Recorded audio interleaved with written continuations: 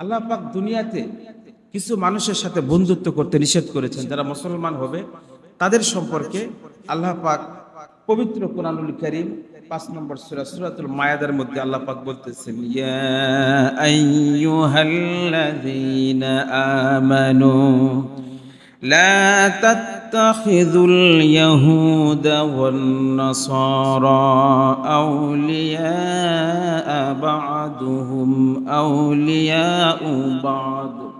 আল্লাহ রাব্বুল আলামিন বলেন, দুনিয়ার মানুষেরা তোমরা কখনো যারা ইহুদি এবং নাসারায়াদের সাথে তোমরা বন্ধুত্ব করবে না।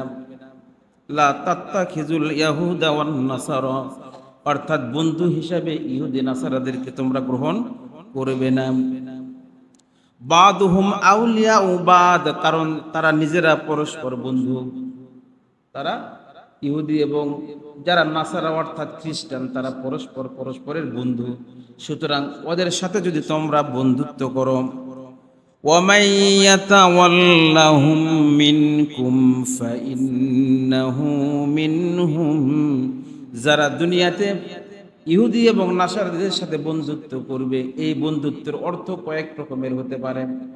অর্থাৎ তাদের সাথে ব্যক্তিগত বন্ধুত্ব হতে পারে, রাষ্ট্রীয় বন্ধুত্ব হতে পারে, আবার সামাজিক বন্ধুত্ব, আবার লেনদেনগত বন্ধুত্ব, ব্যবসা বাণিজ্য, সকল ক্ষেত্রে তাদের সাথে সম্পর্ক আল্লাহ পাক না করতে বলেছেন, পরামর্শ দিয়েছেন।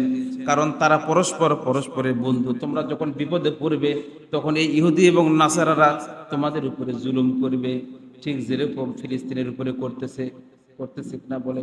ইহুদিরা মুসলমান ফিলিস্তিনি মুসলমানদেরকে হত্যা করতেছে, আর এই হত্যার জন্য যত অস্ত্র যত সরঞ্জাম কারা দিচ্ছে? আমেরিকা, একটা খ্রিস্টান রাষ্ট্র।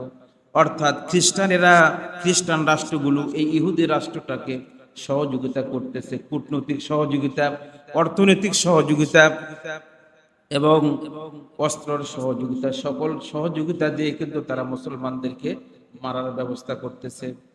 এই কথাটা আল্লাহ রাব্বুল আলামিন ১৫০০ বছর পূর্বে তার নবীর মাধ্যমে আমাদেরকে জানিয়ে দিয়েছেন, দুনিয়ার মানুষেরা তোমরা কখনো ইহুদি এবং খ্রিস্টানদেরকে তোমরা কখনো বন্ধু হিসাবে গ্রহণ করবে না, কারণ তারা পরস্পর পরস্পরের বন্ধু। আর এই দুই বন্ধু মিলে তোমাদের ক্ষতি করবে। ইন্নাল্লাহা লা ইয়াহদিল কওমাজ যালিমিন, এরা হলো জুলুমকারী। এই ইহুদি এই জাতিকে আল্লাহ পাক একাধিক জায়গায় বলেছেন তাদেরকে আমি অনেক নিয়ামত দিয়েছিলাম, কিন্তু সেই নিয়ামতগুলো তারা নিয়ামত ভোগ করেছে ঠিকই, কিন্তু এই নিয়ামতের শুকরগুজারি তারা করে নাই। এই জন্য আল্লাহ পাক তাদের কাছ থেকে নিয়ামত ছিনিয়ে নিয়েছে। আল্লাহ পাক এমন কোন নিয়ামত নাই দুনিয়ার যে নিয়ামতের ব্যবস্থা তাদেরকে আল্লাহ পাক করেছিলেন না। দুনিয়ার রাষ্ট্র ক্ষমতা, দুনিয়ার ধন সম্পদ, দুনিয়ার জাগতিক সম্পদ বলতে যা কিছু বোঝায় সকল কিছু তাদেরকে দিয়েছিলেন। এমনকি আল্লাহ পাক জান্নাতি ফল মান্না এবং সালওয়াও তাদেরকে দিয়েছিলেন, কিন্তু তারা কখনো আল্লাহ পাকের কৃতজ্ঞ বান্দা হতে পারে নাই।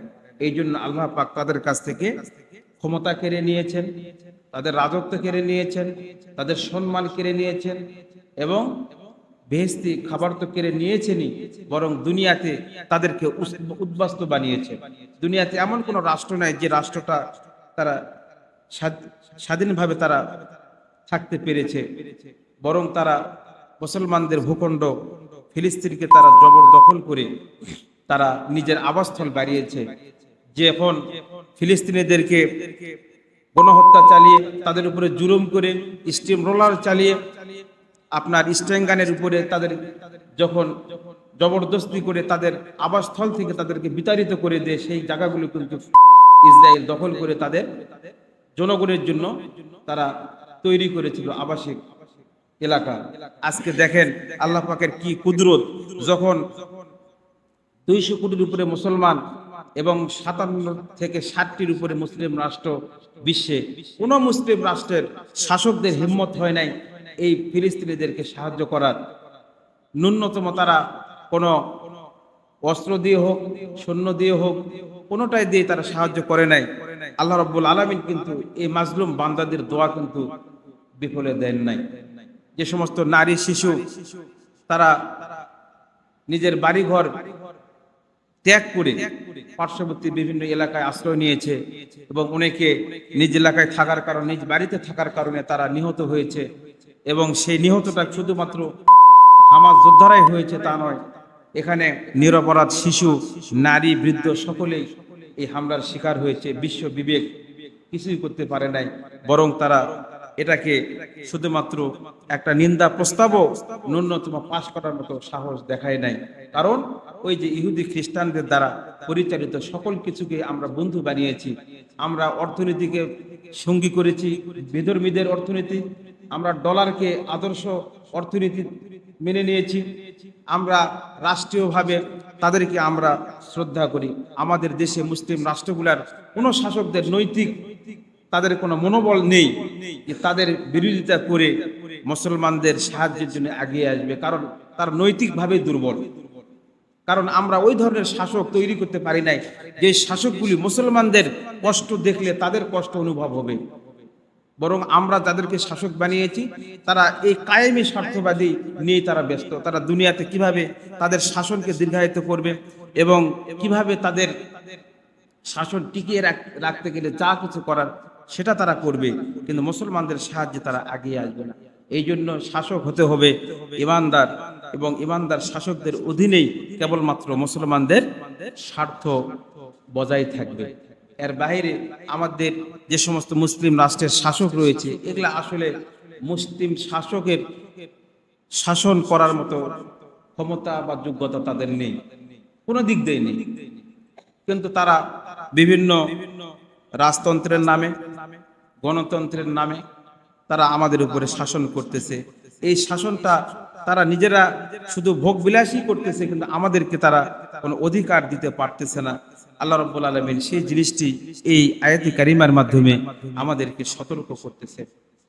কারণ এই দুনিয়াতে যত শাসকই আসুক, তার ভিতরে যদি আল্লাহ পাকের ভয় না থাকে এবং তার ভিতরে যদি আখিরাতমুখী যদি চিন্তা না থাকে, তাহলে তার কাছ থেকে কখনো কল্যাণকর কিছু আশা করা যায় না। হয়তো দুনিয়াবি জীবনে কিছু সফলতা আসবে, বড় বড় অট্টালিকা তৈরি হবে, মানুষের ভোগ বিলাসের জন্য প্রমোদ তৈরি হবে, তারা সেখানে বিলাসবহুল জীবনযাপন করতে পারবে ঠিকই, কিন্তু আম জনতার, সাধারণ মুসলমানদের তারা কল্যাণ করতে পারবে না। সৌদি আরবের উচিত ছিল এই ইসরায়েলের বিপক্ষে সরাসরি যুদ্ধ ঘোষণা করা মুসলমানদের রক্ষার জন্য, কিন্তু তারা করে না।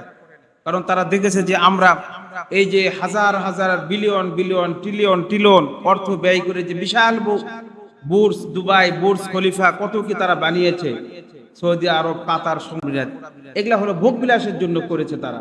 অর্থাৎ তারা এই দুনিয়াটাকেই তারা বেছে নিয়েছে, এই দুনিয়ার নাজ নিয়ামতটাকে তারা নিজের জন্য প্রাধান্য দিয়েছে।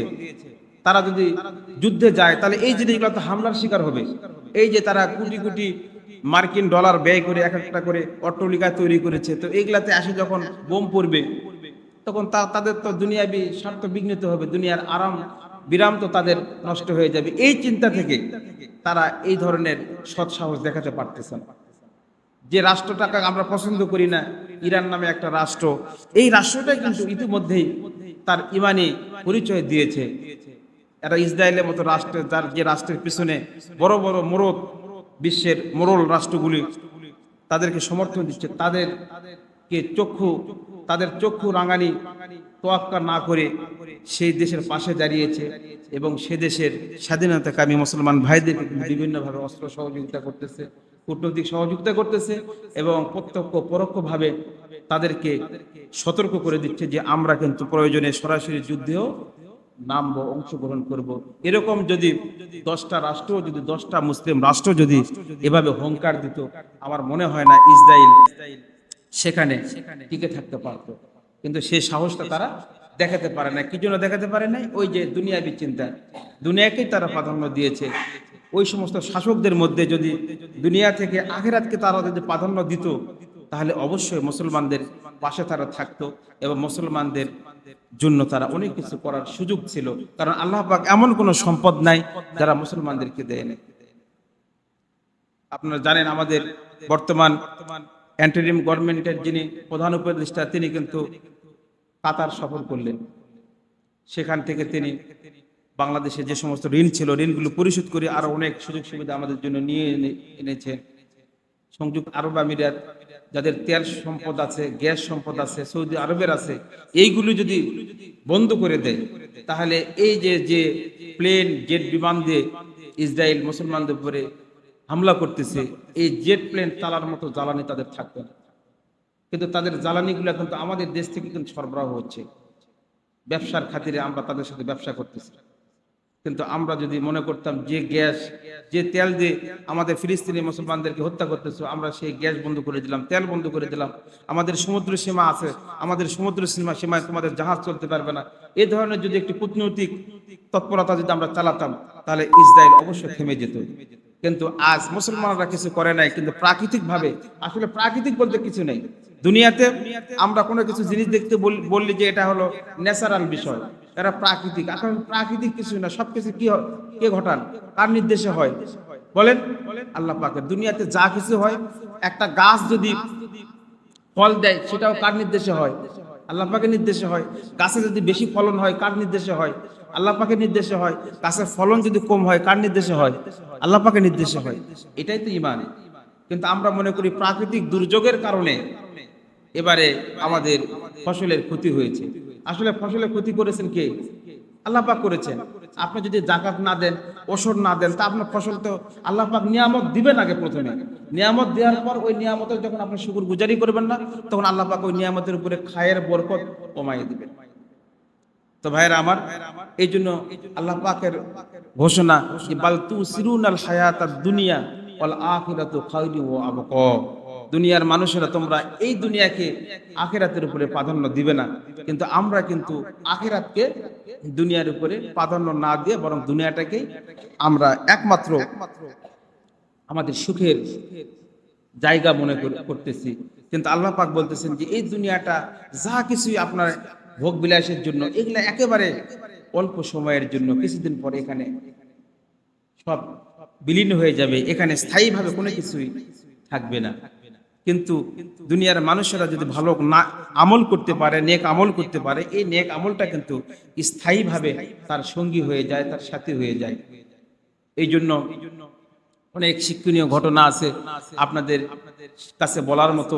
আপনারা যদি কিছু ঘটনা আমি বলি মাঝে মাঝে আপনাদেরকে ইবরাত নেওয়ার জন্য, যে আমরা দুনিয়াটাকে বেছে নিয়েছি, কিন্তু এই দুনিয়া আপনার সাথে ধোঁকা দিচ্ছে। আজকে আপনি যার জন্য পাগল পারা, এক সময় দেখবেন সে আপনাকে ছেড়ে যাবে, কিন্তু আল্লাহ পাক আপনাকে ছাড়বেন না।